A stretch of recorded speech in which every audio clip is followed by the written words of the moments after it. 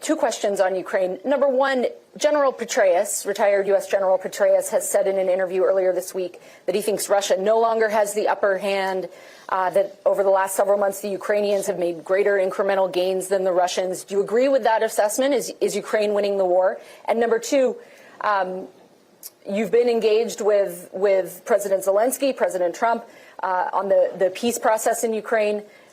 Again, without betraying confidences, what gives you hope and where are you worried about the future of the war in Ukraine? Well, on the first question, I'm afraid my view will be a bit more nuanced. It's true that Russia is losing massive amounts of people each month, up to a month with 30,000 to 35,000 people dead or seriously wounded. Can you imagine? I mean, the Soviets in the 1980s lost under 20,000 in 10 years in Afghanistan, and now they're losing this in 3 weeks.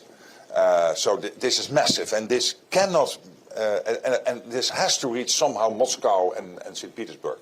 You cannot try to contain this to the parts of Russia which will not be reached by the general media. So that will have an impact on Russia, no doubt. But on the other hand, still, overall, the front line is moving in the wrong direction, extremely slowly, and again against extreme costs. And the Ukrainians are staunchly defending themselves, and they are using the latest technology. I mentioned in my introduction the drone technology, and this gives them immense power, of course. And also when it comes to drones and anti-drones, they really have the upper hand on that part. But more generally, you still see very slowly that the movement is in the wrong direction, if you are pro-Ukraine like I am, and anti-Russian. When it comes to the second question, I still think we need a settlement for this, a peace deal. And this is what President Trump is driving. He broke the deadlock with Putin last year by getting engaged with him. Steve Witkoff and Jared Kushner are working around the clock together with Marco Rubio to get this done.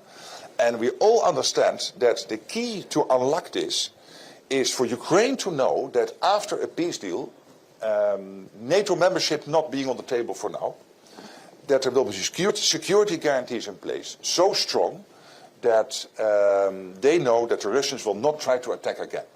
And early January in Paris, under President Macron's leadership, we had a meeting with all the countries part of the coalition of the willing, including the key interlocutors with the United States. We agreed on a three-layer approach.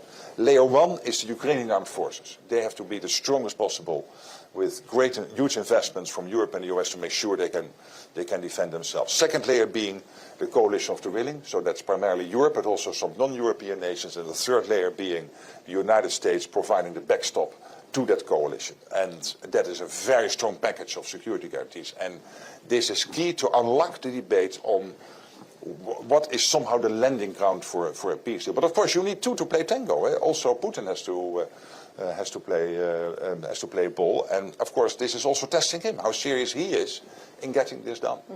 Jelajahi cara baru mendapatkan informasi. Download MetroTV Extend sekarang.